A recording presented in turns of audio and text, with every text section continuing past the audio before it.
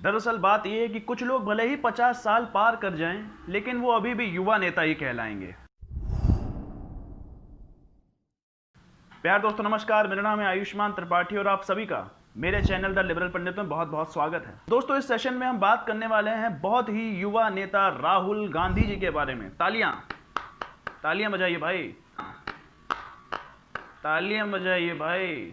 आजकल वो कुछ ज्यादा ही संवेदनशील हो गए हैं हमारी इंडियन आर्मी को लेके। जी हाँ, ये शायद वही राहुल गांधी थे जो सर्जिकल स्ट्राइक को एक फेक स्ट्राइक बोल रहे थे, और शायद ये वही राहुल गांधी हैं जो डोकलाम के समय चाइना वालों के साथ टी पार्टी कर रहे थे।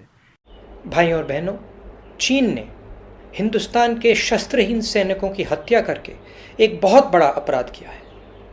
मैं पूछना चाहता हूँ, इन वीरों को बिना हथियार खतरे की ओर किसने भेजा और क्यों भेजा?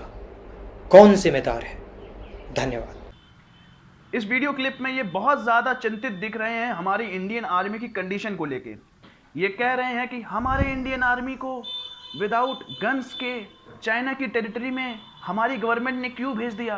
अरे राहुल गांधी जी, मैं आपसे ये सवाल पूछना चाहता हूँ कि आप अपने दादाजी से ये क्यों नहीं पूछते, या फिर आप अपने विजनरी प्रधानमंत्री मनमोहन सिंह जी से क्यों नहीं पूछते कि आज तक 70 सालों के बाद भी हमारी बॉर्डर फोर्सेस इंसास राइफल चला रही हैं। ये सवाल आप उनसे जाके पूछिए कि क्यों ऐसा हुआ। ये सवाल जाके आप अपने दादाजी से क्यों नहीं पूछते भैया कि जो यूएन की सीट उन्होंने चाइना को गिफ्ट में दे दी थी, बहुत प्यार आ रहा था, हिंदी चीनी भाई भाई का जो खूबसूरत नारा उन्होंने लगाया था, वो उन्होंने ऐसा क्यों किया? उन्होंने हिंदी चीनी भाई भाई के नारे के चक्कर में अक्साई चिन्ह को क्यों जन्म दे दिया? उन्होंने क्यों नहीं कुछ किया? उन्होंने क्यों बार बार चाइना को गले लगाया, ये जानते हुए भी कि चाइना हमारी ही जमीन को हड़प रहा था? और आपके ही दादाजी ने वो जमीन चाइना को इसलिए सौंप दी क्योंकि उनकी नज़र में पूरा लद्दाख एक बंजर जमीन थी। और आज आप ही ये सवाल पूछ रहे हैं कि आर्मी बिना गन के वहां पर क्यों चली गई।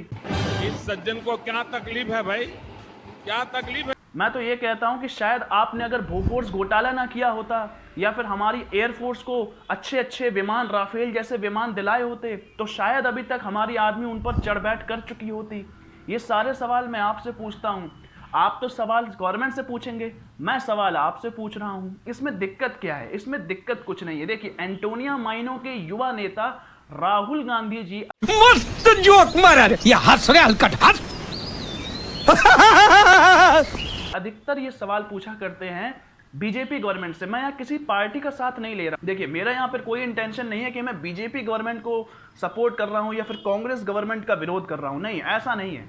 मैं सिर्फ एक भारतीय नागरिक होने के तौर पर, कुछ लोग तो मोदी जी को मौत का सौदागर तक कह देते हैं, लेकिन मैं तो सिर्फ सवाल पूछ रहा हूँ। मैं राहुल गांधी जी जो एंटोनिया माइनो जी के सुपुत्र हैं, मैं सिर्फ उनसे यही सवाल पूछ रहा हूँ कि ये सारे सवाल आपने अपने दादाजी से क्यों नहीं किए? ये सारे सवाल आपने अपनी मम्मी से क्यों नहीं किए? ये सारे सवाल शायद आप पूछ लेते तो आलू की जगह सोना पैदा करने की जो आपकी बहुत भयंकर साइंस है, वो शायद कभी पैदा ही ना होती। साले यहाँ बैठे छुटभैया नेताओं, छोटे छोटे बच्चों के साथ नेतागिरी करते हो। अबे अपने क्षेत्र में जाओ, थोड़ा मोटिवेशन दो लोगों को। अब आप कह रहे हो कि यहाँ आलू की फैक्ट्री लगाओ, आप कह रहे हो कि यहाँ पे किसान की मदद करो। ऐसी मशीन लगाऊंगा, इस साइड से आलू घुसेगा, उस साइड से सोना निकलेगा। तुमसे ना हो पाएगा। हमें तुम्हारे लक्षण बिल्कुल ठीक नहीं लग रहे, तुमसे ना हो पाएगा। A few moments later. मेरा कहने का मतलब सिर्फ यही है कि कुछ पार्टियां सिर्फ तभी संवेदना व्यक्त करती हैं जब उनको पॉलिटिसाइज करने का मौका दिखता है। इसी आर्मी ने जब सर्जिकल स्ट्राइक करी थी तो ये लोग शांत हो गए थे। ये लोग आर्मी तक को फेवर नहीं कर रहे थे। ये लोग आर्मी के लिए अच्छे शब्द नहीं बोल पा रहे थे कि आर्मी ने अच्छा काम किया। देखिए, सर्जिकल स्ट्राइक का मतलब ये नहीं है कि मोदी जी ने जाके स्ट्राइक करी। मोदी जी ने डिसीजन लिया, it's a great decision and I support that particular decision, but strike तो आर्मी नहीं की ना। तो आर्मी को आप अच्छा कहने में आपको क्या तकलीफ हो रही थी? कौन से आपके गुर्दे जले जा रहे थे यार? लेकिन नहीं, आप नहीं करोगे। लेकिन अब जब हमारी आर्मी थोड़ा सेक्रीफाइस कर रही है इंडिया चाइना बॉर्डर पर, तो आप खुल के सबके सामने आके अपनी संवेदना की किताब खोल के बैठ गए हैं। आप सबके सामने सबको ये बताने की कोशिश कर रहे हैं कि देखिए, मैं युवा नेता हूं, मैं 50 साल का हूं। अपनी संवेदना की किताब खोल के सबके सामने बैठ गए हैं, बोल रहे हैं कि देखिए, मैं युवा नेता हूं कांग्रेस का, मैं लीडर हूं, मेरे दादा लीडर थे, मेरी मम्मी लीडर हैं, मेरी दादी लीडर थी, मैं भी लीडर हूँ, सब लीडर हैं, मेरा खानदान लीडर है, क्योंकि हम ही ने देश को आज़ाद कराया है। भैया आप अपनी इस गलत मानसिकता के साथ जी सकते हैं कि आप ही ने देश आज़ाद कराया है, लेकिन मैं ये सवाल आपसे पूछना चाहता हूँ कि ये आपको अपनी पार्टी से पूछना चाहिए कि अगर आपने बोफोर्स घोटाला ना किया होता तो शायद हमारे पास अच्छे अच्छे तोप खाने होते। अगर आपने राफेल जैसे विमानों को इंडियन एयरफोर्स को पहले ही दे दिया होता तो शायद हमारी आर्मी आज और स्ट्रांग होती। आपने शायद इंडियन आर्मी को बुलेट प्रूफ जैकेट प्रोवाइड करा दी होती तो शायद आज जो वो लोहे के रॉड से हमारी इंडियन आर्मी को मार रहे थे वो शायद उतने घायल ना होते। अगर आपने हेलमेट प्रोवाइड करा दिया होता इंडियन आर्मी को, 70 साल बहुत होते हैं, अगर आप ये सारी चीज़ें प्रोवाइड करा देते तो शायद आज हमारी आर्मी कुछ ज़्यादा स्ट्रांग होती। देखिए मोदी गवर्नमेंट के बारे में मैं कुछ ज़्यादा बड़ाई नहीं करना चाहता, लेकिन हाँ मैं ये ज़रूर कहना चाहता हूँ कि जब से मोदी गवर्नमेंट ने पोजीशन संभाली है तब से इंडियन आर्मी को इक्विपमेंट में बहुत ज़्यादा सुधार आया है, बहुत सारी नई चीज़ें उन्हें मिली हैं। बट यस जो फेस ऑफ हो रहा है उसमें इंडियन आर्मी को नुकसान हुआ है, ये चीज़ पक्की है। चाइना को भी नुकसान हुआ है, बट अगर आपको भी कुछ करना है, अगर आपको भी कुछ इम्प्रूवमेंट करना है तो आप भी चाइनीज़ इक्विपमेंट्स का इस्तेमाल ना करिए।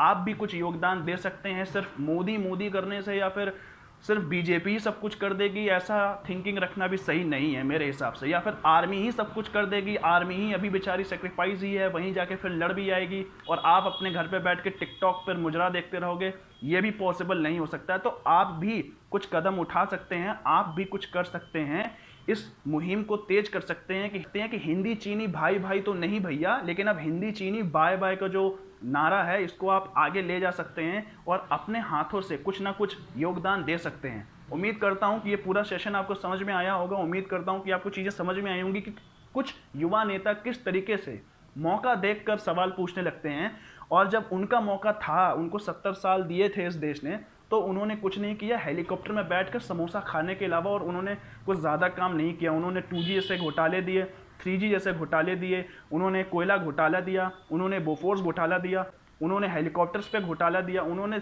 सिर्फ घोटाले दिए और कुछ ज़्यादा खास काम नहीं किया। हाँ but at the end her government यार कुछ ना करती है। मैं ये नहीं कह रहा कि कांग्रेस पार्टी बिल्कुल बेकार है, मैं ये नहीं कह रहा कि बीजेपी पार्टी सुपर हिट है, बट यस जो सवाल वो उठा रहे हैं युवा नेता, मैं भी इसीलिए उन्हीं के लिए सवाल पैदा कर रहा हूँ। मैं भी उन्हीं के लिए सवाल पैदा कर रहा हूँ क्योंकि मैं भी युवा हूँ, है ना। तो मेरे अंदर जो युवापना है उससे युवा सवाल पैदा हो रहे हैं, तो मैं यही सारे युवा सवाल उनसे पूछना चाह रहा हूँ और उनकी युवा बुद्धि को थोड़ा नापना चाह रहा हूँ कि वो और कितनी ज़्यादा गहरी सोच में जाकर चीज़ों को एनालाइज कर सकते हैं। तो मैं चाहता हूँ कि इन सारी चीज़ों पर ध्यान दिया जाए और आप लोग इन सारी चीज़ों को देखकर अपने डिसीजंस लें।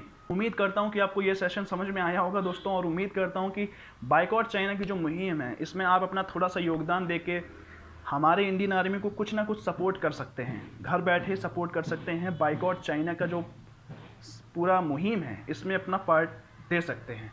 मेरे चैनल के साथ जुड़े रहने के लिए प्लीज़ मेरे चैनल द लिबरल पंडित को सब्सक्राइब ज़रूर कर दीजिए। तब तक के लिए जय हिंद, जय भारत।